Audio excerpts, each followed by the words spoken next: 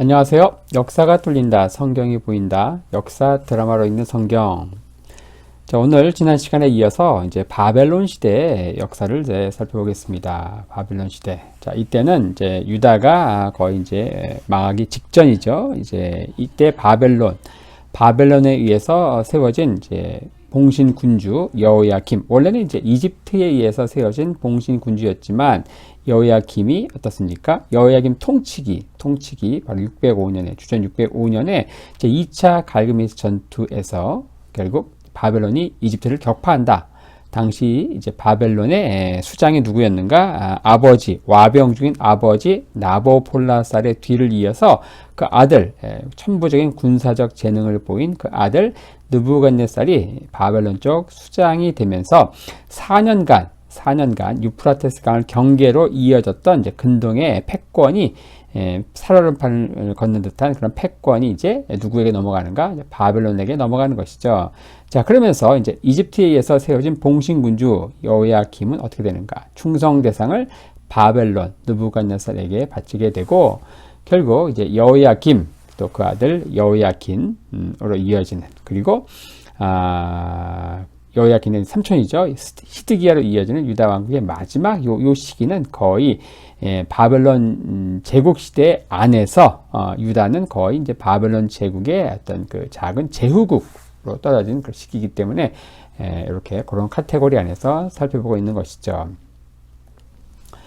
자, 마지막 왕으로 등장한 시드기야. 자, 시드기야의 등장은 어떻습니까? 여호야김이 충성 대상을 바벨론에게 이제로 바꾸었지만 어떻게 하는가? 결국 이제 바벨론을 맞서가지고 또 반란을 일으키죠. 자, 바로 이집트의 를 의지해서 결국 바벨론은 반기를 들고 결국 그 여파로 주전 597년 느부갓네살의 침공에 의해서 여호야김은 이제 암살되고 그 아들 여호야긴이 왕이 되지만 석 달간 이제 예루살렘 성이 포위되고 결국 이제 항복할 수밖에 없었고 여호야긴을 중심으로 한 에스겔 이런 사람들이 이제 포로로 잡혀가면서 제 2차 포로가 주전 597년에 이어진다. 자, 그리고서 이제 세움받는 왕이 누군가? 유다의 마지막 왕인 시드기야죠.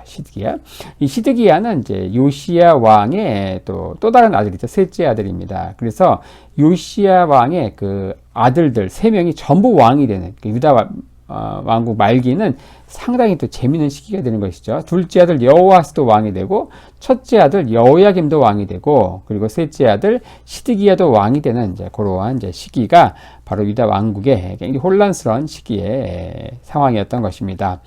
자, 시드기야 남유다의 마지막 왕이었는데 거의 한 11년 정도 통치했던 이제 597년 주전 그때부터 586년까지 통치하게 되는데 오늘 살펴볼 이제 시기는 이 시드기야 왕 당시에 이제 결국 유다 왕국이 최종적으로 멸망하게 되는 그런 상황을 살펴보려고 합니다. 이 시기는 이제 시드기야 통치기 1부 그리고 이제 2부로 이렇게 나누어서 살펴볼 필요가 있는데, 자, 주전 597년 이후 유다의 상황이 어땠는가? 자, 유다가 어떻습니까? 바벨론이 근동 최대 패권 국가로 등장하니까 당분간 그리고 또 바벨론을 맞서가지고 봉기를 일으켰다가 2차 포로가 또 이 사건이 일어났잖아요. 그러니까 이들이 당분간 누그러져 있었는가? 그렇지 않습니다. 그 완벽한 착각이고 유다 땅에는 끊임없는 선동과 소요가 일어났고 그 이후에는 마치 자멸하기로 결심한 듯 낭떠러지를 향해서 급발진하는 이런 상황이 시드기야가 통치하게 되는 유다 왕국의 상황이라고 할 수 있죠. 이 시기는 1부, 2부 이렇게 나눠서 볼 필요가 있는데 1부는 이제 시드기야 통치기 이제 전반부라고 할 수 있겠죠. 이때는 어떤가? 이 시드기야 주변에는 당시의 상황, 어떤 시국을 알지 못하는 어떤 광신적인 애국주의자들로 둘러싸여 있었다. 그리고 시드기야 자신도 어떻습니까? 이러한 위기의 때를 이끌 만한 어떤 인물이 되지 못했죠. 이 사람은 굉장히 소심했고 약골 중에 약골이었다. 그러니까 이 사람 얘기 들으면 이제 이리 쏠리고 또 저 사람 얘기 들으면 저리 쏠리고 그래서 자신을 둘러싼 이제 바벨론에 맞서야 된다고 하는 광신적 애국주의자 그들 얘기 들으면 이제 이집트를 의지해서 바벨론에 맞서 반란을 일으키고 싶은 마음이 들다가도 또 이제 또 예레미야 얘기 들으면 또 어떻습니까? 또 이 바벨론에 또 순응해야 되겠다. 이리겠다 저리겠다. 굉장히 약골 중에 약골이었다는 것이죠. 이런 상황에서 백성들은 어떻습니까? 유다 백성들은 여전히 당시 이제 바벨론의 포로로 잡혀갔던 자신의 조카 여호야긴을 이제 합법적인 왕으로 생각하고 왕인 자신은 이 바벨론이 임명한 봉신 꼭두각시로 이제 생각했기 때문에 인기가 없었다는 거죠. 굉장히 여론 지지율도 굉장히 높지 않았다는 거예요. 자, 이런 가운데 주전 595년 그러니까 시드기야 왕이 된 지 2년 후 바벨론의 포로로 잡혀갔던 유대인들이 당시 이제 폭동을 일으킵니다. 근데 그 여파가 이제 그 이듬해인 주전 594년 유다 땅에도 이제 불똥이 튀게 되죠. 하지만 이 유다 땅에서 반란 모이는 수포로 돌아가서 결국엔 포기하게 되죠. 자, 그런 가운데 최종적인 파멸은 잠시 연기되죠. 만약 이때 또 반란 일으켰다가는 주전 594년에 멸망했겠죠. 하지만 이 반란이 수포로 돌아가면서 결국 최종적인 파멸은 잠시 연기가 된다. 자, 그런 가운데 이제 시드기야 통치제 2부, 결국 이제 무모한 도박을 하게 되고, 결국 예루살렘이 파괴되고, 이제 3차 포로, 1차 포로, 주전 605년, 다니엘을 중심으로 한 이제 1차 포로, 2차 포로는 주전 597년, 여호야킨 왕과 에스겔 선지자를 중심으로 한 2차 포로, 그리고 이제 지금 예루살렘이 이제 유다 왕국이 멸망하면서 주전 586년, 그 멸망과 함께 3차 포로가 이루어지는 시기가 바로 요 시드기야 2부에 해당하는 시기입니다. 자, 이때 이제 주전 589년에 결국 시드기야는 무모한 도박을 하게 됩니다. 당시 이집트의 바로였던 호브라가 이제 새로 즉위했는데 이 반란을 이제 배후 조종하고 지원을 약속을 하죠. 자, 이런 가운데 페니키아에 있는 두로 그리고 요단 동편에 있는 암몬 또 이 반란에 가담을 하게 되고 당시 시드기야 왕은 어떻습니까? 예레미야 선지자를 불러서 수차례 의논하지만 결국 자신 주위를 둘러싸고 있는 이 광신적인 애국주의자들의 성화에 못 이겨서 결국 시드기야는 이제 도박을 하게 됩니다. 반란을 일으키게 되죠. 그리고 그러한 상황들이 예레미야서 37, 38, 39장에 잘 나와 있습니다. 역시 바벨론은 신속하고 무자비하게 응징을 하게 되죠. 주전 588년 1월부터 예루살렘 봉쇄가 시작되죠. 3년간 예루살렘이 봉쇄가 되는데 그해 말 주전 588년 말 결국 라기스와 아세가를 제외한 쉐펠라 지역 모두가 점령이 된다. 이 지도와 함께 볼 필요가 있습니다.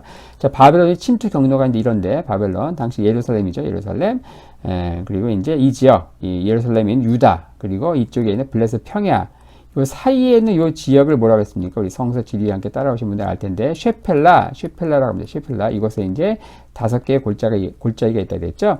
아얄론 골짜기부터 라기스 골짜기까지 이어지는 요 지역. 그래서 이집트가 이제 침투해 올 때도 그렇고 그리고 바벨론이 침투해 올 때도 그렇고 또 예루살렘은 결국 이 쉐펠라 지역에 있는 5개의 골짜기를 따라 올라올 수밖에 없는데, 그래서 이 지역에 수도 예루살렘을 이제 지키는 마지막 이제 보루가 되는 이제 성체들이 많이 있었습니다. 그 중에 대표적인 게 뭔가 바로 이제 북쪽에는 아세가, 남쪽에는 이제 라기스 성체가 있는 것이죠.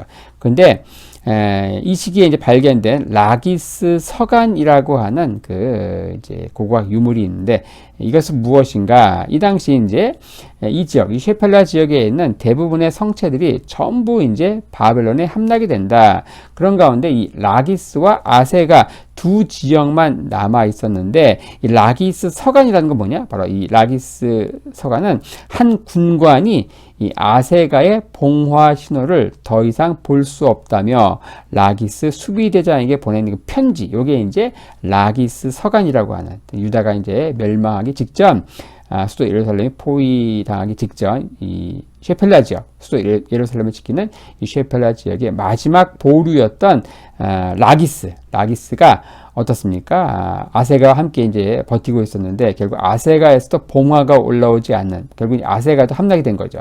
그런 가운데 라기스 혼자서 버티고 있는 이런 상황에서 자기의 수비대장에게 보낸 편지, 이게 이제 라기스 서간이라고 하죠. 눈물 없이는 볼 수 없는 홀로서기 드라마. 결국 이제 유다가 멸망 직전에 풍전등화의 상황이었죠. 자, 이런 가운데 이집트가 이제 유다를 돕기 위해서 이제 진격을 한다. 그러면서 예루살렘 포위망이 잠시 풀리긴 하지만 어떻습니까? 안도의 숨을 쉴 때 예레미야는 결국 이집트 군대는 격파당할 것이고 예루살렘은 다시 바벨론 군대에 의해서 포위될 것이다 라고 하면서 최악의 사태를 이제 예언하게 됩니다. 그의 예언대로 이집트 군대는 격퇴당하고 포위는 재개된다. 그러면서 주전 586년 7월 마침내 예루살렘 성이 함락되고 그리고 예루살렘에서 요단 동편에는 암몬이죠. 암몬 땅으로 도망가려던 이 시드기야 왕은 그 사이에 있는 여리고에서 결국 이제 잡혀서 림나, 저 북쪽에 있는 림나에 있는 바벨론 사령부로 끌려가게 된다. 자, 거기에서 이제 자신의 아들들이 죽고, 그리고 자신은 이제 눈이 뽑힌 상태에서 쇠사슬에 묶이고 바벨론으로 이제 포로로 잡혀가는 이런 상황. 자, 그리고 이제 한 달 후, 이제 파괴된 예루살렘에는 근위 대장 느부사라단이 이제 예루살렘 도성에 불을 지르게 됩니다. 그리고 유다의 또 똘똘한 사람들을 다 또 잡아가는 3차 포로가 이루어지는 것이죠. 자, 그래서 주전 605년 1차 포로, 그리고 주전 597년 이때가 이제 2차 포로, 그리고 멸망하는 주전 586년 이때가 이제 3차 포로가 이루어지는 것이죠. 이때는 말씀드린 대로 다니엘을 중심으로 한, 그리고 2차 때는 여호야긴 왕과 에스겔을 중심으로 한, 그리고 3차 포로는 이제 마지막 최종적인 멸망과 함께 이루어지는 마지막 확인 사살이 되는 것이죠. 자, 이렇게 하면서 시드기야 왕 그 11년 가까운 통치기 이때 이 시기를 이제 1부 전반부와 2부 후반부로 나누어서 결국 이제 약골 중에 약골이었던 시드기야 왕이 결국 예레미야의 바벨론을 섬겨야 한다고 하는 예레미야의 요청을 이제 거부하고 자신을 둘러싸고 있는 시국을 전혀 알지 못하는 광신적 애국주의자들, 그들의 성화에 못 이겨서 결국 이집트 당시 바로였던 호브라의 그 지원 유세를 받고 반란을 일으키다가 결국 유다 국가가 문을 닫게 되는, 막을 내리게 되는 이제 역사의 뒤안길로 사라지게 되는 이제 그런 상황을 살펴봤습니다.